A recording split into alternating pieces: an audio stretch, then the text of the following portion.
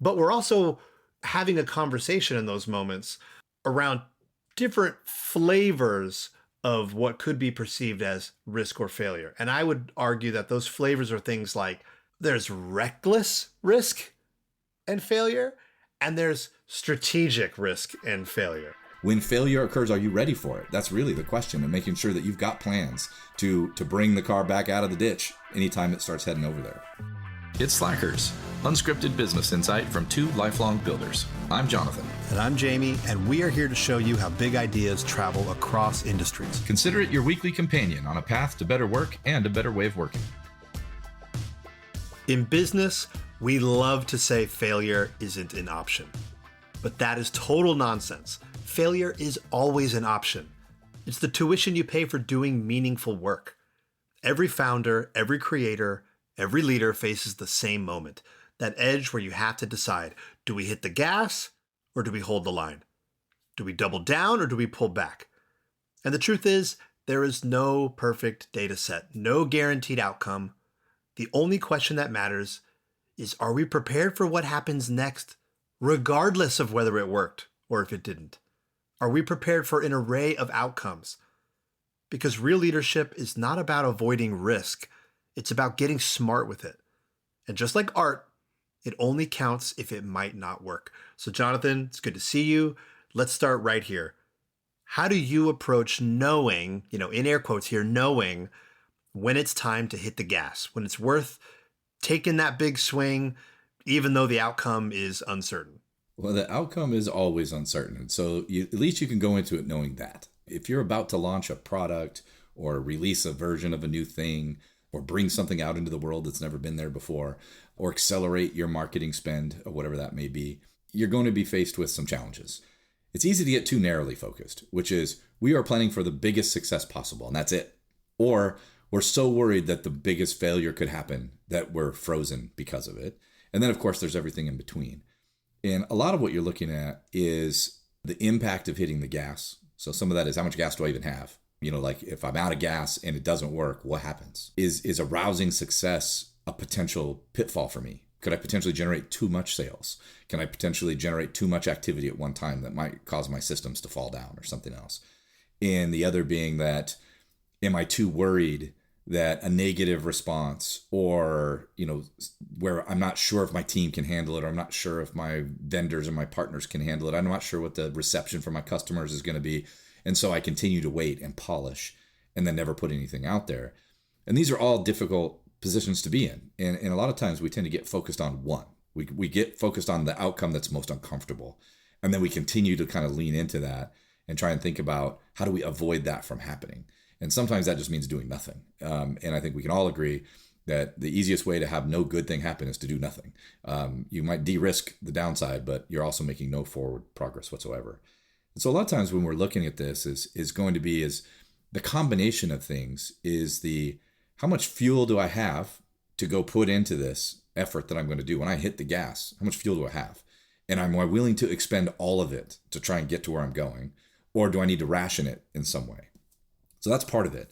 Then there's also the when, right? I've loaded up the gas tank, but when do I stomp on the pedal and really get moving here?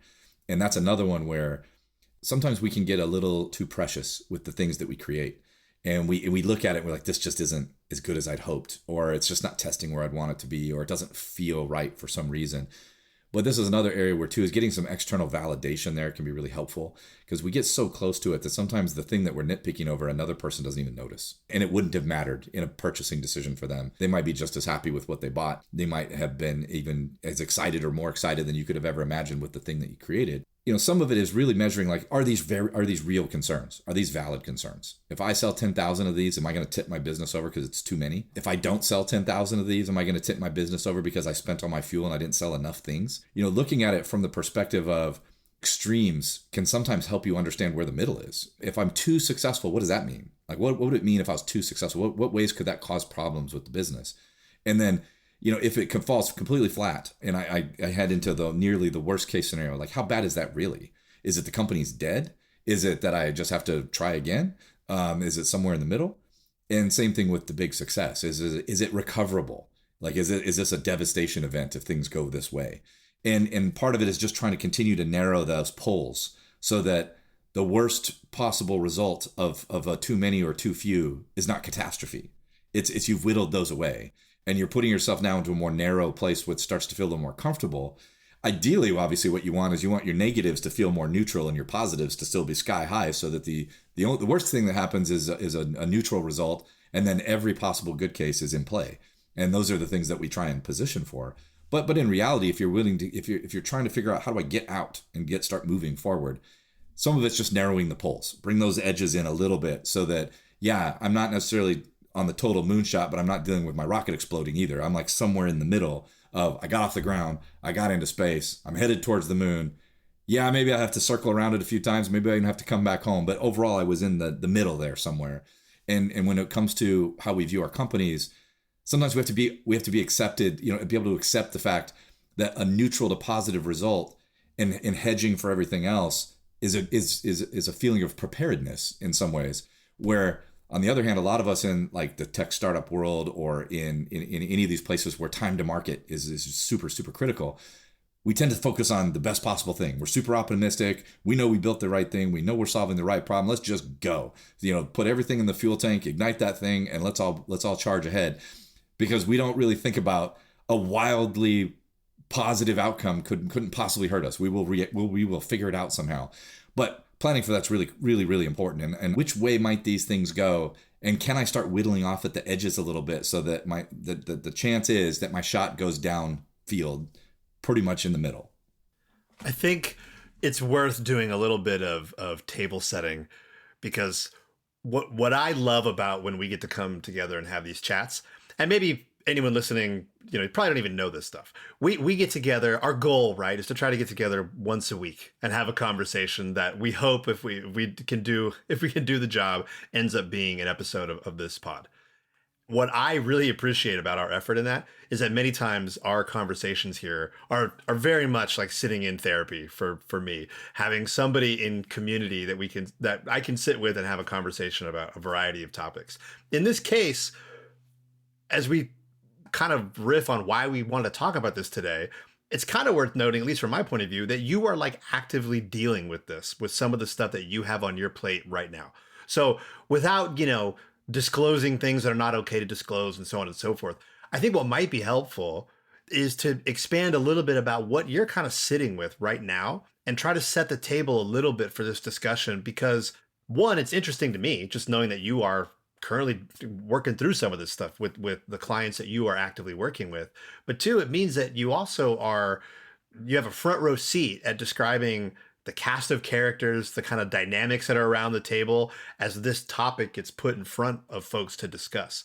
So maybe you could kind of help us set the table a little bit and riff on like what you are actively seeing and working through right now, so that we can keep drilling into this topic, and maybe I can help you with be the therapist on the other end for a little bit. Yeah, I appreciate that. Yeah, there's a lot of hand wringing going on this time of year for people who are in the business of selling things. Seasonality tends to be in play for a lot of businesses right now.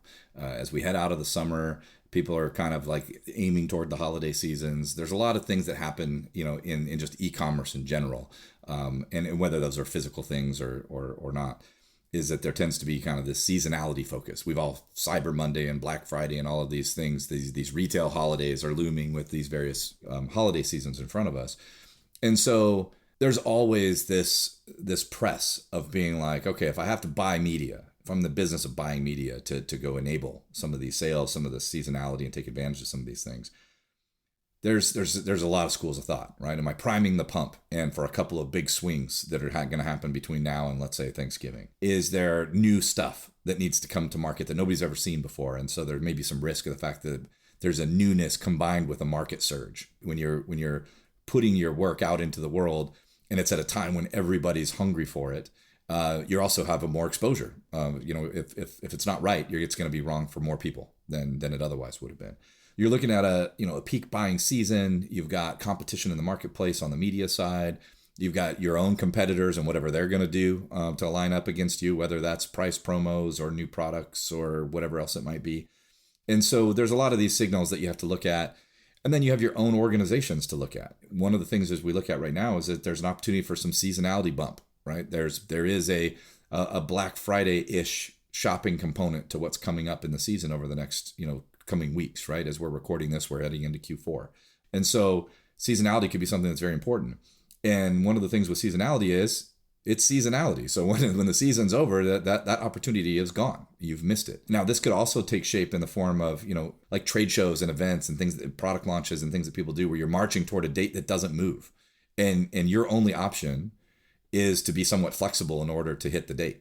In some cases in our worlds, like the dates are dependent on when the thing's ready, and that's when we go. In other cases, the dates are more rigid. With a lot of the folks that I'm looking at right now is they're looking at an immovable date is coming.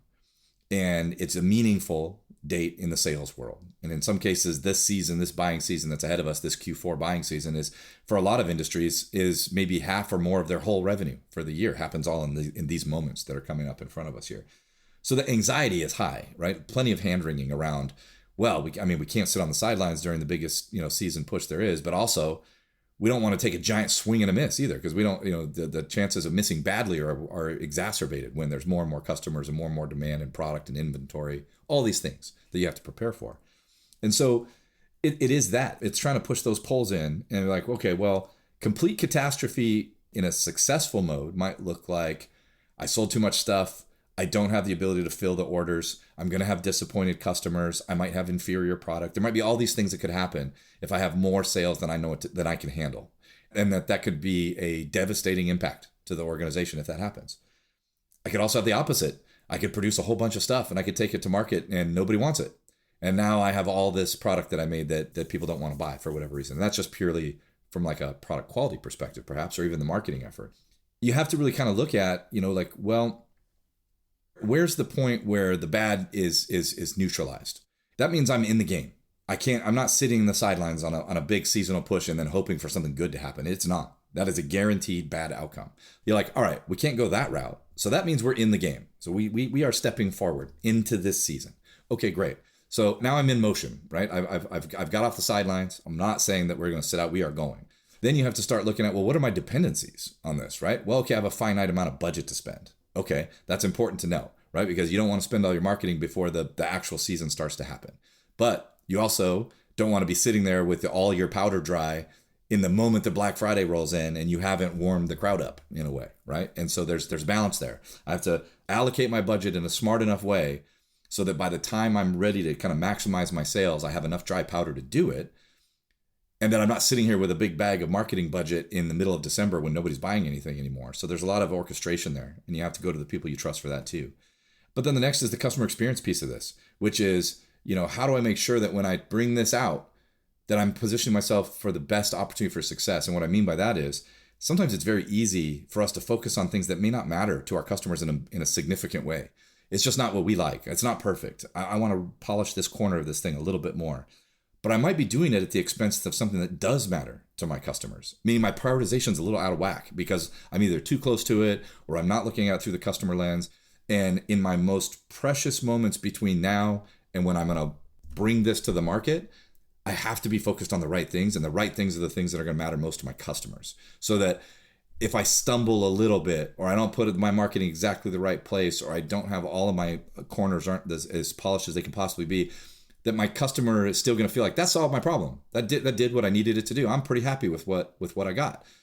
And it was because I prioritized those things that were going to be most impactful to them, not the things maybe that were the holy wars that go around the office about which things should we touch and which things should we change, and like, oh, let's go cram this last feature in at the last second. I know we can do it.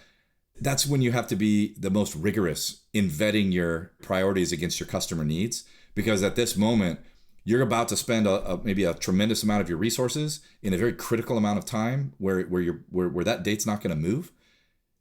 And you can't have missed on a very critical customer need just because you were so focused on your budget and your timeline and the ad creative and maybe what color was this thing or what font did I use. And I was hyper focused on all these things. And meanwhile, in my backlog over here is this one nagging customer thing that I took my eye off of because I was so focused on all the mechanics of my go-to-market stuff that I took my eye off my product just long enough that my customer might be disappointed. And it was all for naught. It spoiled the whole thing, right?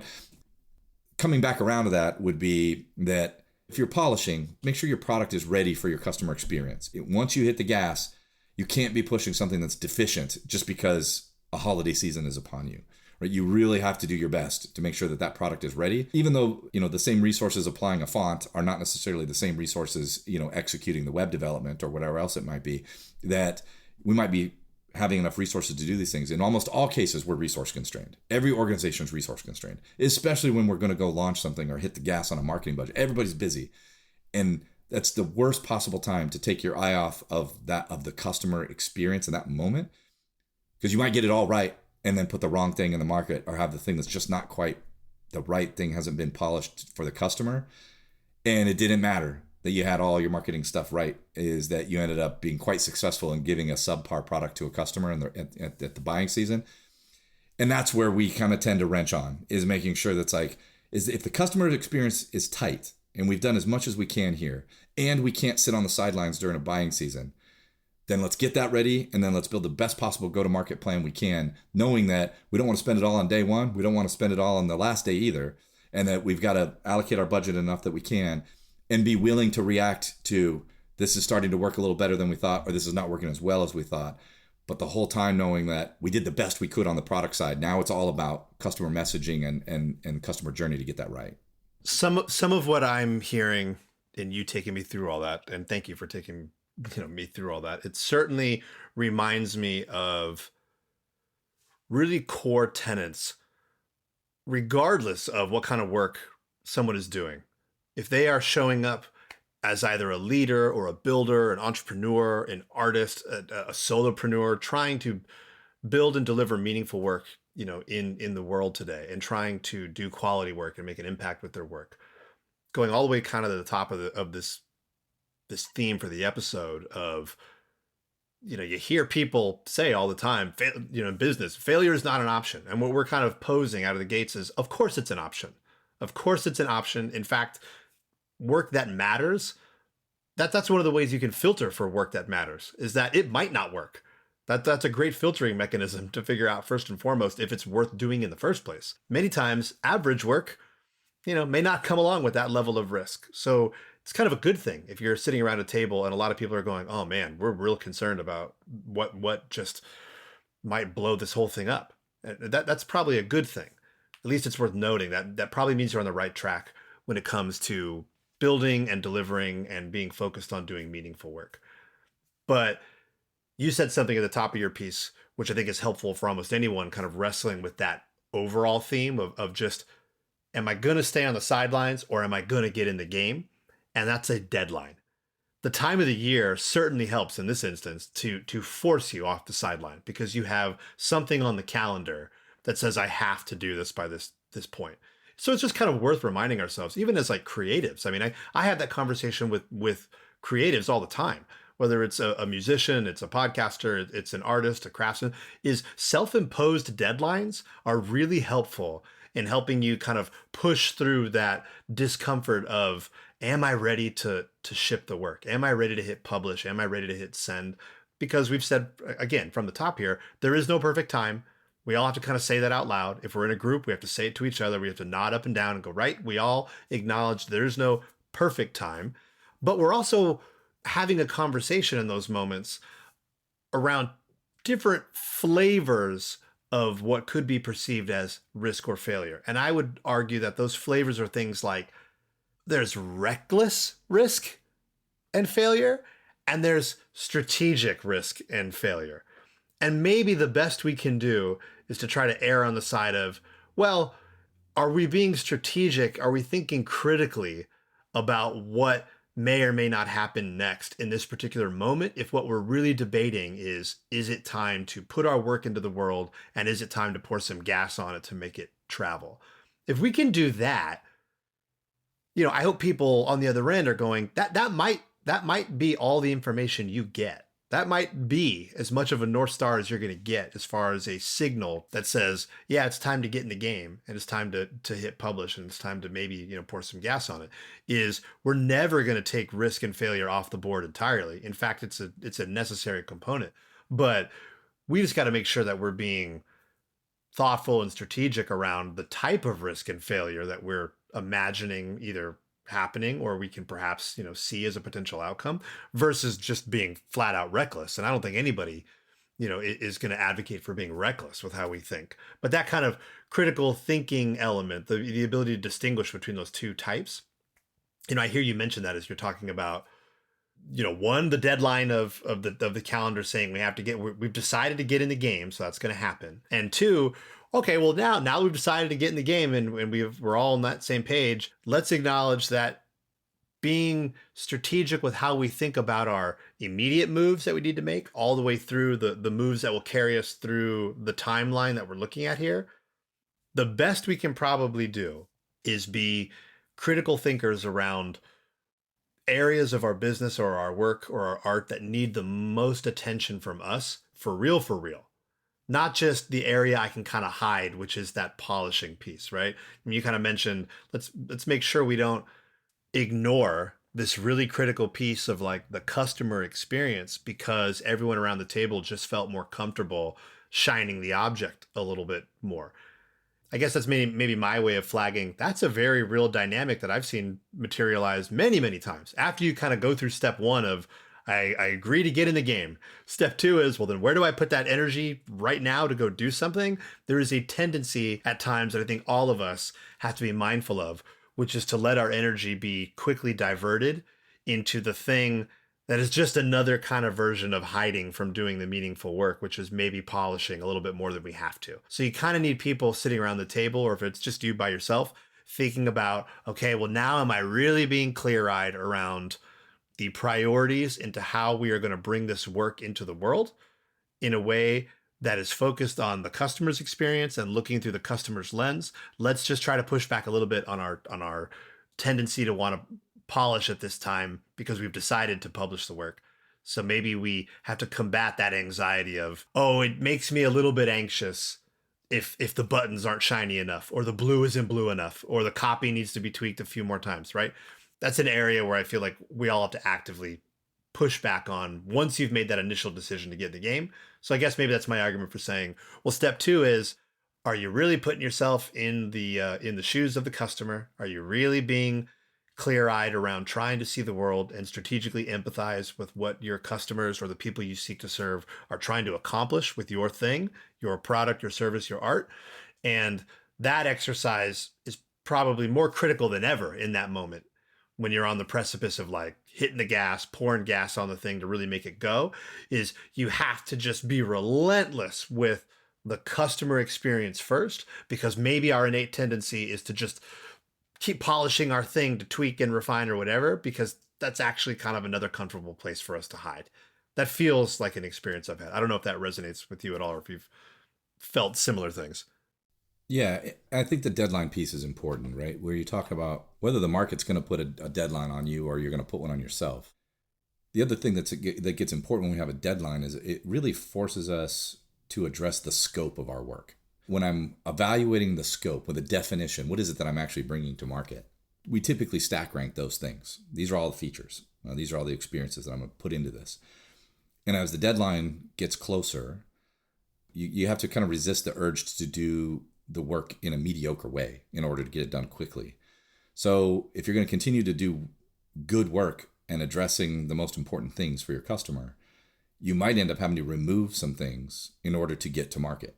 Right? So you kind of have that choice of, do I do all these tasks in a pretty good way, or do I do some of these exceptionally and some of them I bring to market later?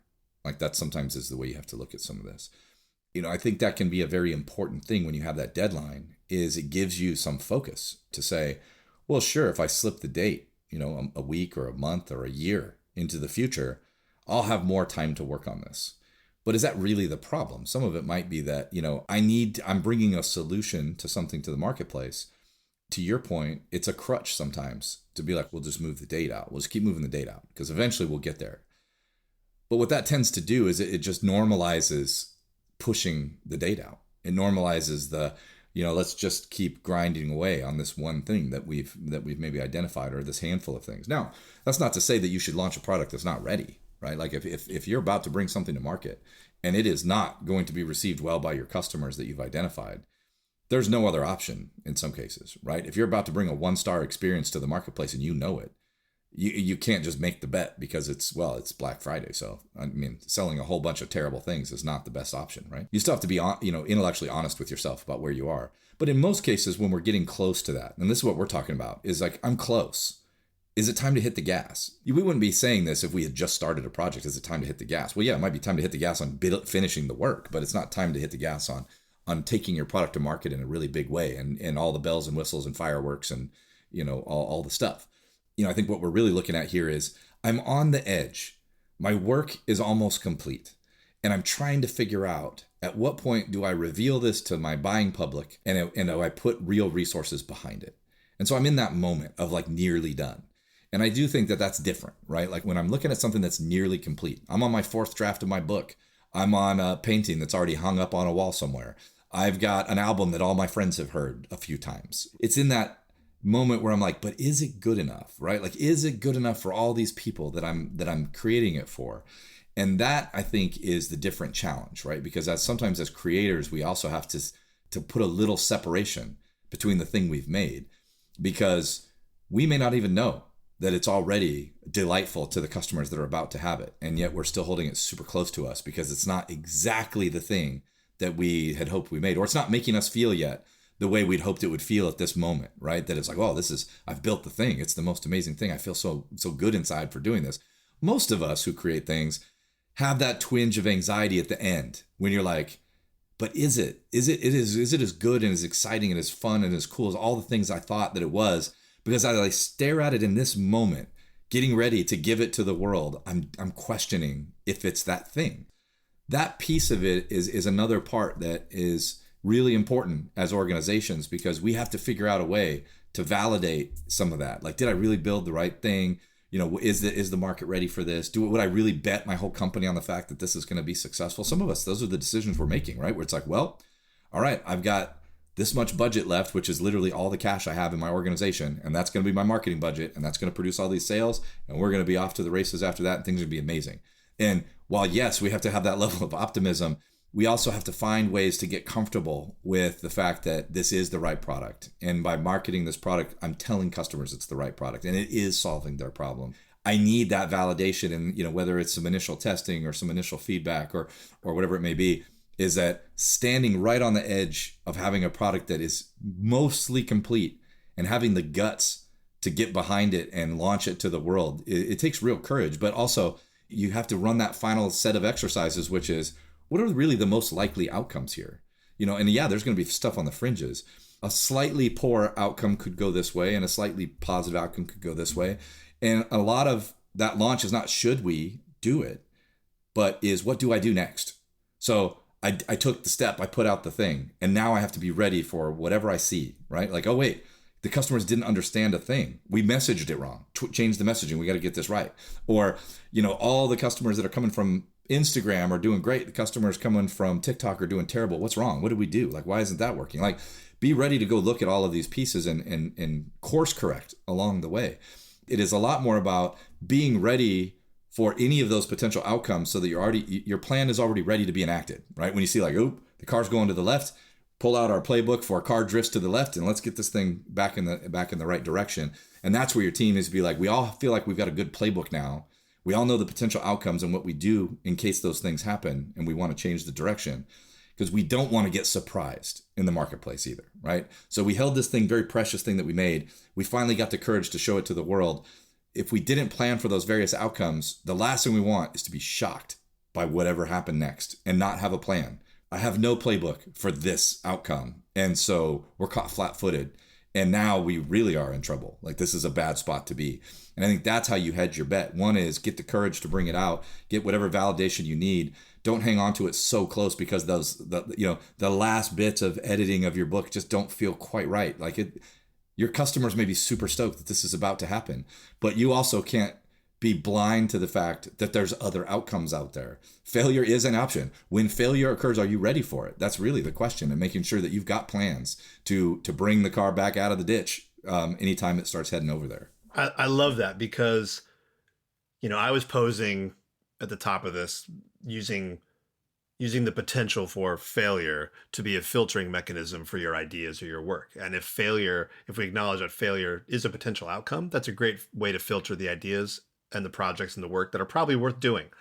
And you've heard me say this before. I have always kind of argued the position that that's really the definition of art, of doing art, is putting together and delivering work that just might not work, that there's so much risk and emotional labor associated with that. And the challenge of getting up on stage and performing and delivering and putting something out there that just might fall flat on its face. That's absolutely what shapes the fabric of our culture, which allows us to kind of connect with each other and move through this world, is people willing to take shots in and around work that just might not work. So that's kind of been part of my argument from the jump. I love where you're taking it here, which is, yeah, by the way, not only can that be helpful in filtering what ideas are worth doing in the first place, but it doesn't mean that we can't have a systematic approach to how we're going to operate once we've accepted to do the work that might not work, which is, what's our plan for when it goes kind of left, kind of right, kind of this way, kind of that way? That is very tactical, real work that leaders and operators and builders of things can be doing in these moments, right? To what degree do we have contingency plan after contingency plan for all of these various outcomes? And that comes hand in hand with knowing you're never going to have a playbook for all of them, because that's the world we live in. There will invariably be the unexpected, and that's okay. So what do you do with that dynamic? I think, and we've said that before on this pod, I think we say, part of the role of the leader is to create space in the organization, is to create a culture in the organization that acknowledges that that's okay, that that's not how we are going to measure success or failure in our moments, is whether or not the thing sank or swam, but whether or not did we do what we could do to plan for all of the various outcomes so that we had an increased opportunity to stay aimed at the big moonshot target that we were aimed at, and we are at least on course. And we know that it's probably not going to go on some linear path straight to the moon. It's almost certainly not going to. It might.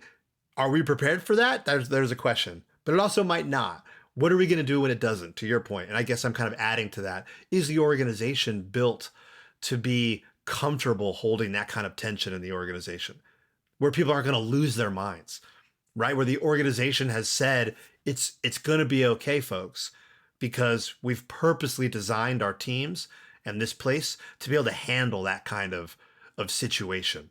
So I think that's super interesting.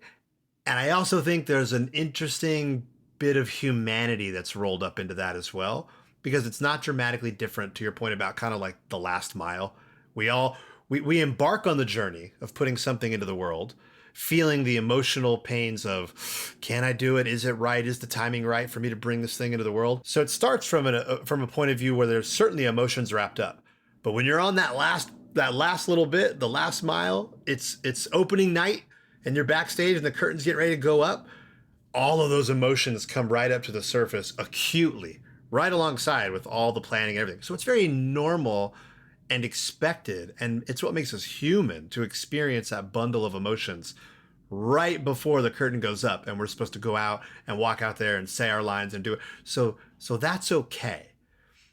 The point is, that's the moment we've been training for, right, gang? I mean, that's what we are here to do. And we're going to challenge ourselves. We're going to challenge the audience, the people around us to go on this next beat of our story when we put this thing into the world, or our performance, together. And it just makes you think of your playbooks and how part of that journey is going to be leaning on the resources we've created to go forward on that journey. And I mentioned the humanity piece because it reminds me kind of that artistic element. And it reminds me of conversations I've had with my family where we have storylines in our family that have to do with anxiety, really, intense feelings of anxiety that have been things that we've been a part of and experienced as a family. And I remember hearing at one point someone talking to us about just anxiety as sort of a mental health concept. They said, guys, like, anxiety is just experiencing failure in advance. And I know that's not the most helpful person for somebody who's dealing with anxiety to hear probably in that moment. That probably doesn't give them the handle they're looking for to like overcome the anxiety of the moment. But it was certainly helpful to me. And it just reminded me of, yeah, we're not telling people who grapple with anxiety as a mental health, topic, to just deal with it, tough it out, and go on, go forth. It's more acknowledging nobody has that crystal ball. You don't know that failure is absolutely around the corner. There's not a whole lot of value outside of being able to plan for it in trying to actually feel it in advance and just stay stuck there, which is why I think you hear, really bright people, smart people, influential, impactful leaders saying things like, hey, chasing perfection, it's just another way of hiding. And at some point we have to go out into the world and share what we have produced, what we have made, and say, here, I've made this. Let's now engage around this thing. And let's all acknowledge that whatever comes next in the story is just going to be part of the story. How prepared are we for the things that come next? Does that make any sense? I feel like I just zigged and zagged. No, I think I think the big part of that is, and for those of us who deal with anxiety, and I deal with it myself, is that it's that trait of walking through all the potential outcomes of a journey ahead of time. The ones that don't go well are the ones that you have the fear from, right? Which is like, well, if it goes this way, that can be pretty bad. And I don't want to have somebody validate that bad experience. Like I can imagine it. That's one thing. And part of imagining it puts you in that position to say, well, what would I do if that actually did happen?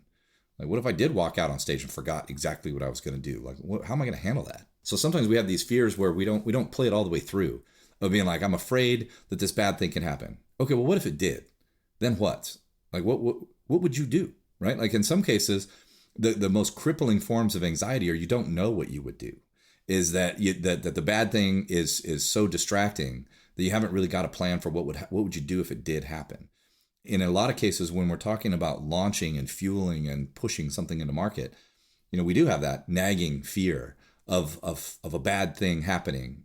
Everyone hates my thing. Okay, well, that's probably unlikely because you've now put some effort into making this the right product for somebody. So part of it might just be that maybe it's not to the same amount of people that you'd hoped, but you're going to find a note somewhere. You've made a thing that you and or you and your team have produced for the market that as to solve some particular problem or fill some particular thing. And it's not a complete dud, right? Like the chances are that idea is still sound. You would know it, right? Like if you sat there and like, this thing's awesome, then there's other people that are going to probably feel this thing's awesome too. It might not be as many as you'd hope, but they're there. And so getting out is I think important, but it is that knowing what you're going to do if the direction is not what you'd expected. We may not be able to predict every single outcome, but we can predict like when we're veering off track. And if we're heading this way, left, we're drifting off to the left, and we have a thing that says, you know what, if we do this and we start drifting off to the left, these are all the things we can do to bring it back the other way. And let's start getting ready to do those things if we notice that. And I think in most cases, from an organizational standpoint, that might be the place where most organizations, most teams get bit, is that it's not so much that they didn't plan for every possible outcome, is that they didn't really have a plan for any other outcome than the one that they wanted.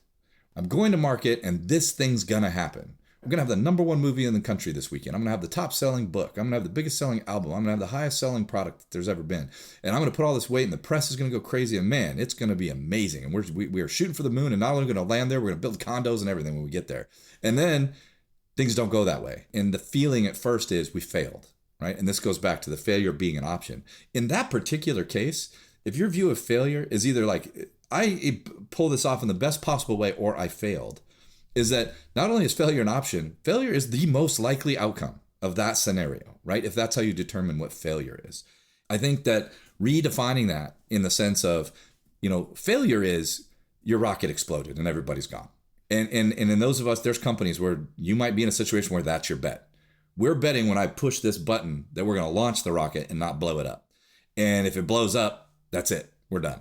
Plenty of organizations are probably sitting there right now. There's people listening to the pod. They'll be like, that's the spot I'm in. If I push this button, I'm not exactly sure if we're going to blow up or we're going to launch and head off into space.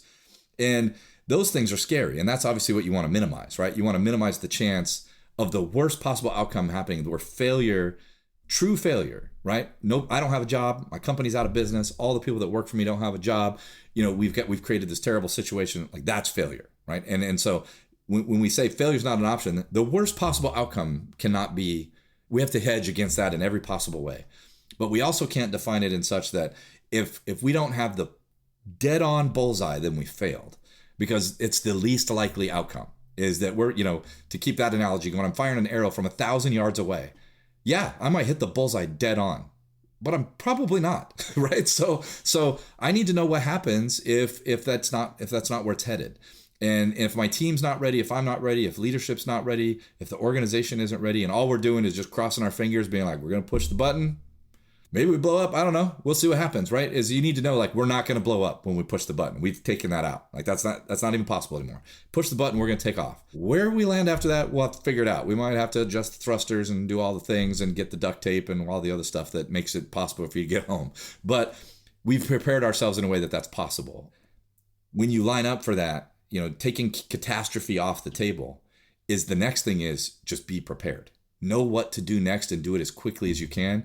And that you've reviewed and practiced that just enough that this isn't a shocking moment in everybody's day as trying to figure out what do we do now.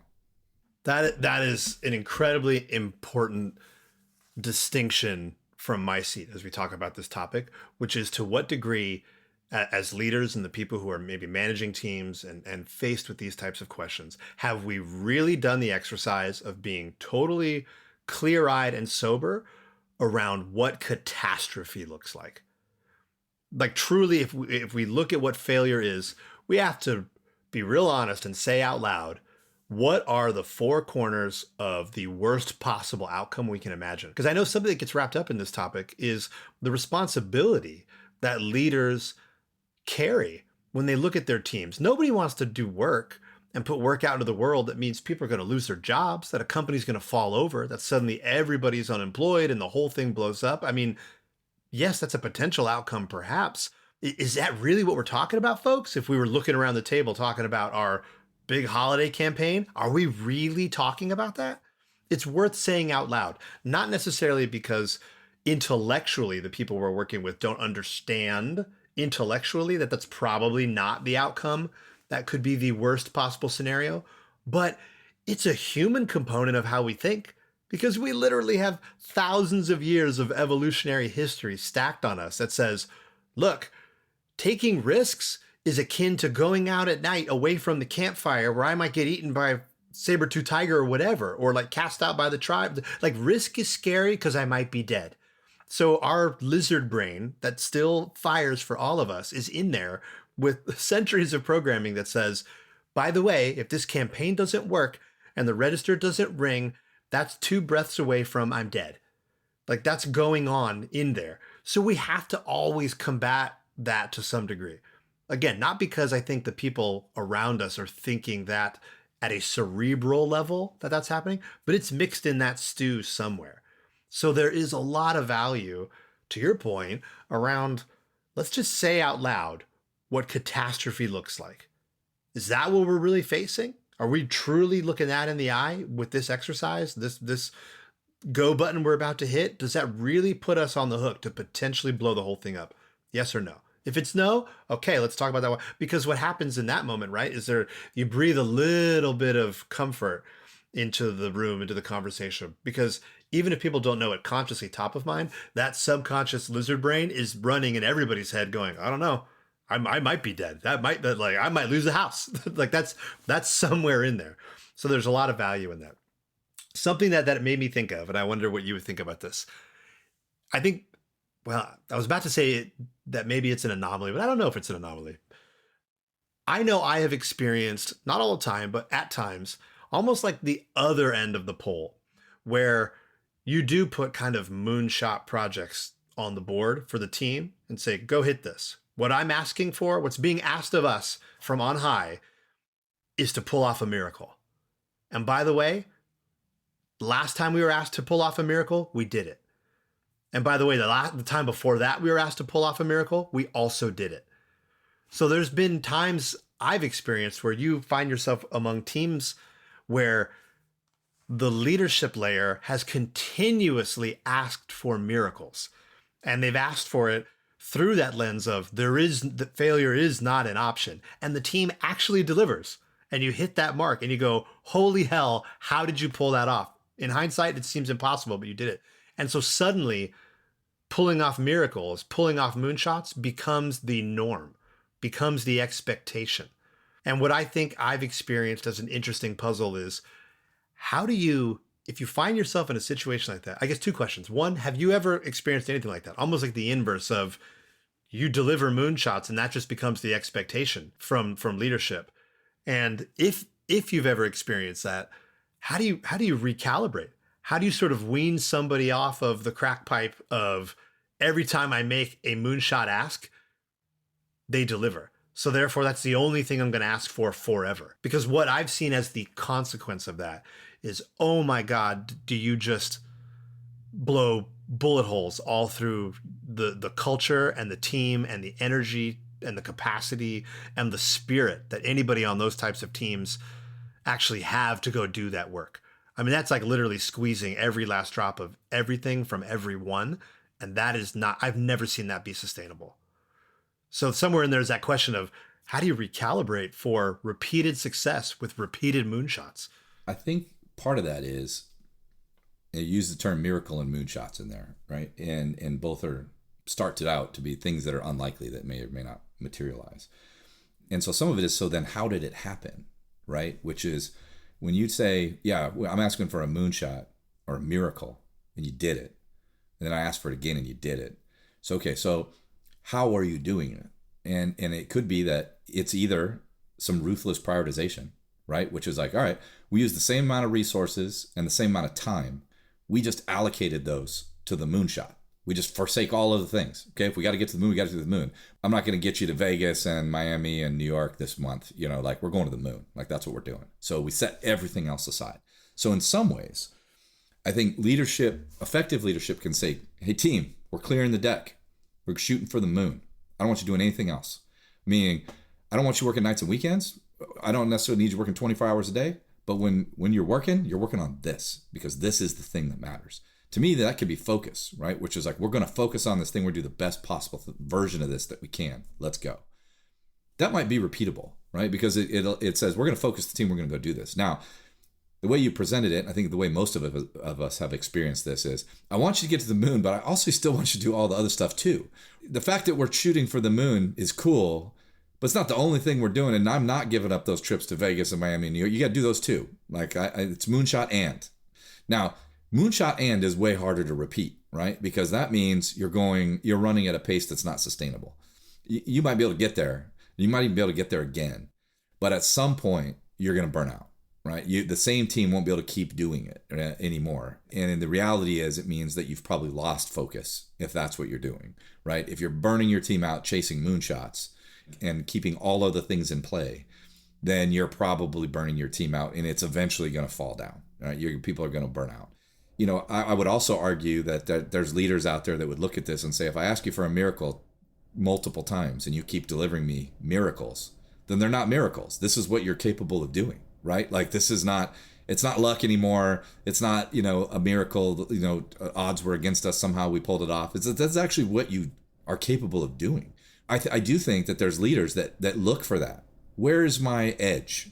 I don't want to burn out my team, but I also want to see what they're capable of, right? And so I would always encourage leaders that are in that mode to be more transparent about what they're doing, right? Which is, guys, we need to figure out where our capacity, where our performance, what we're capable of doing. Because when we need it, we didn't know what we got, right? Like, what are we capable of doing? And a team that can go miracle after miracle after miracle and not burn out, that's just getting the most out of what they're capable of doing. Those are not miracles. That's just within their skill set. They just seem really hard. They're just a team that's capable of doing that.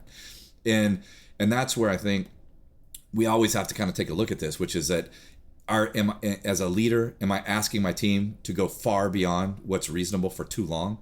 And I'm just running them into the ground and that they're going to burn out? Or am I seeking their potential? Like, am I trying to push and figure out, like, where's the ceiling on the capabilities of this team? And a good leader can find that boundary without burning the team out. And then the next thing you do is you prioritize. Okay, I know what we're capable of. These are the only 2 things we're going to do. These other 5 things, don't care about. Moonshot, let's go. And the team says, all right, we're capable of this. This is in our wheelhouse. If I don't have to get distracted by 9 other pet projects from various people, cool, I can do this. And then you start Now that's how you build that's how you build championship teams, right? Is like, I'm going to find where the edge of our performance is, and we're going to focus on that, and we're going to do the most important things all the time. And then that's when things feel pretty awesome.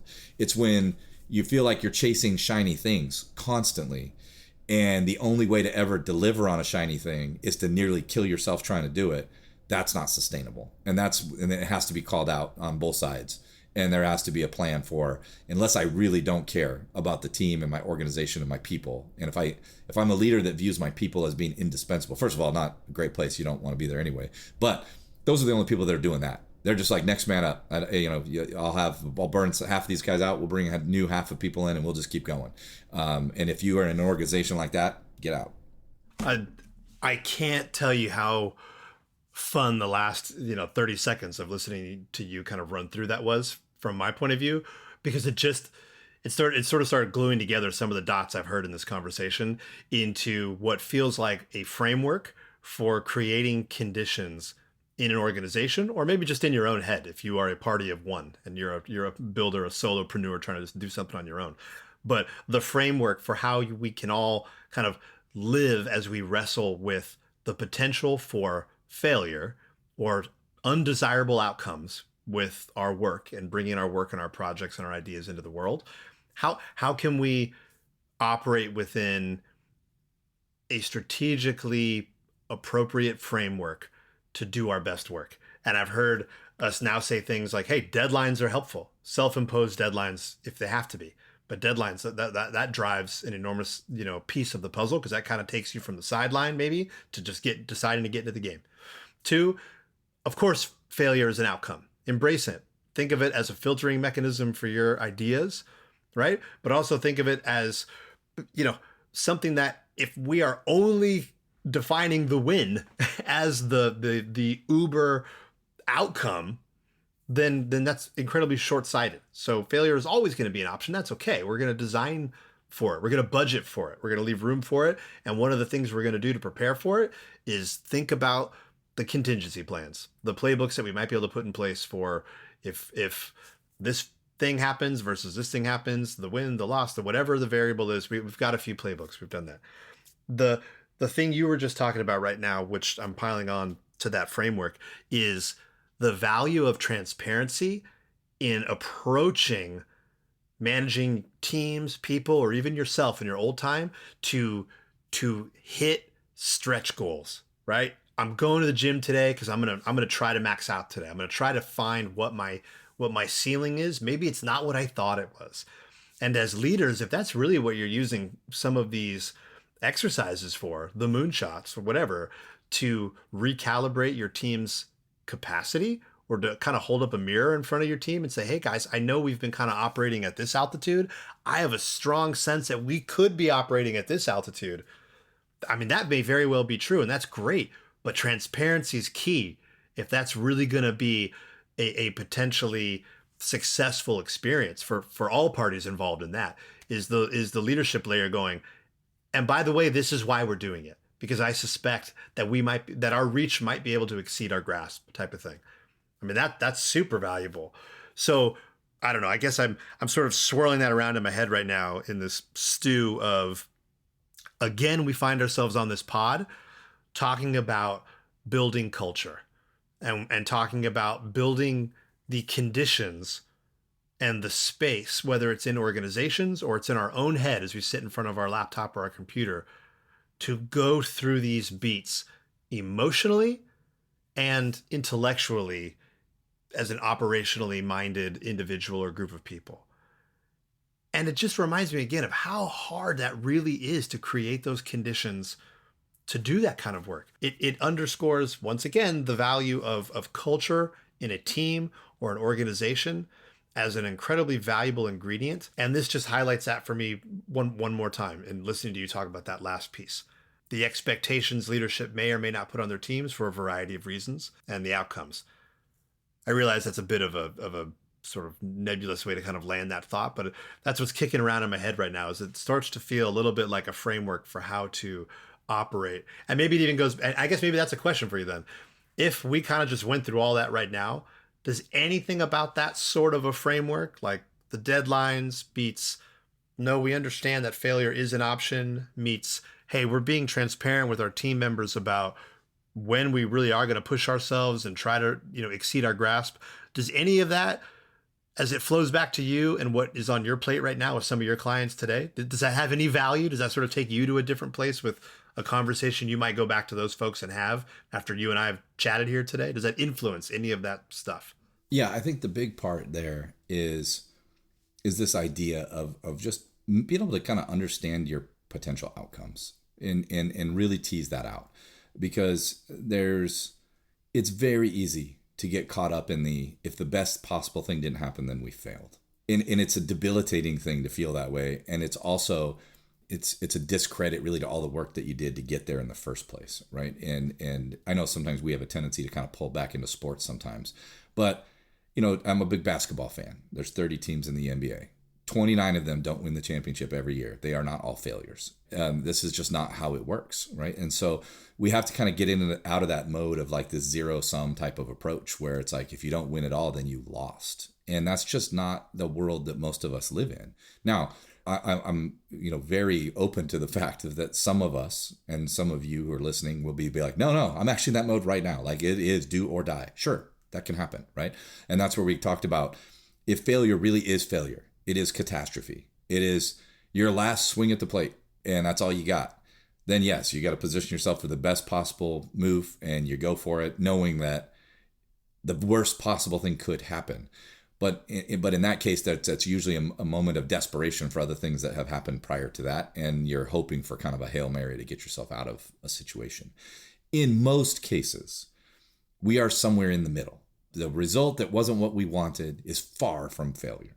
And most of the time, with enough understanding and enough planning, we can counter that result and turn it into something more like what we'd wanted in the first place.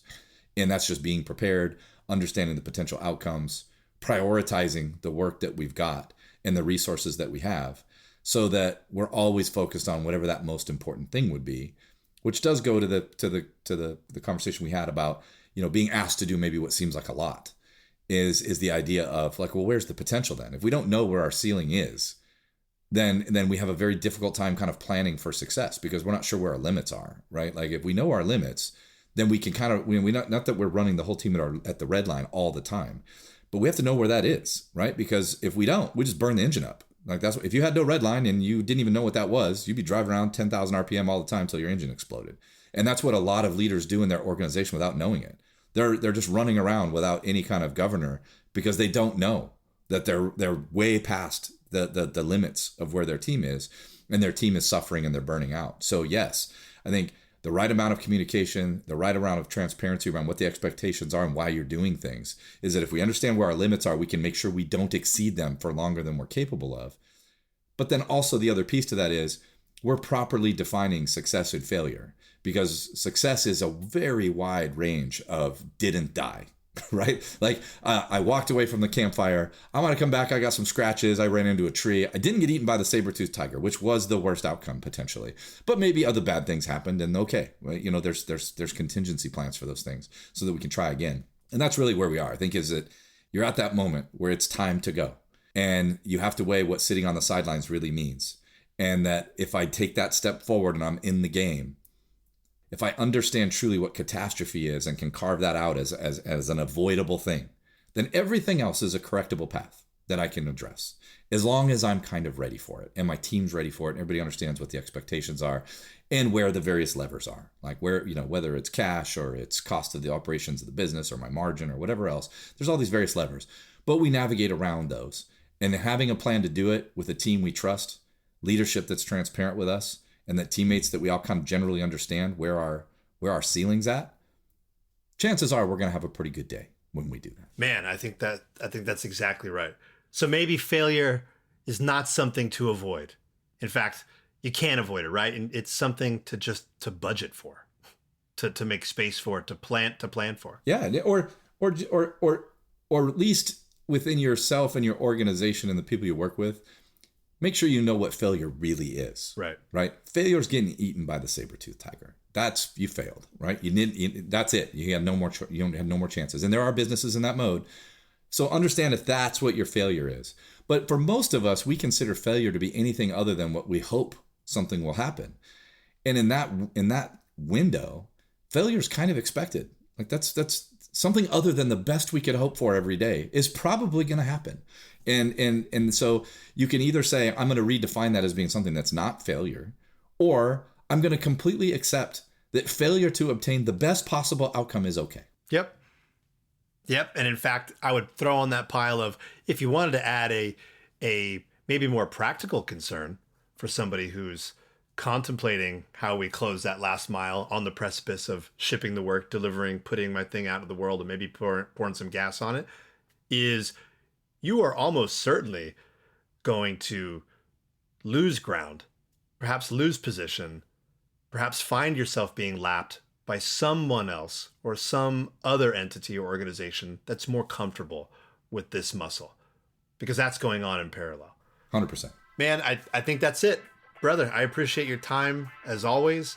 It's always good to see you. I mean, boy, never a dull moment. Thank you for the therapy time. I hope some of that was valuable for you. It certainly was valuable for me. This is Slackers. I'm Jaime. And I'm Jonathan. If you enjoyed what we were talking about today, take a look at the show notes. You can find links to my work, to Jonathan's work. You can find where we are online in the show notes. Drop us a note. Say hello. We love it when people say hi. Thank you for listening. Talk to you guys soon. Take care.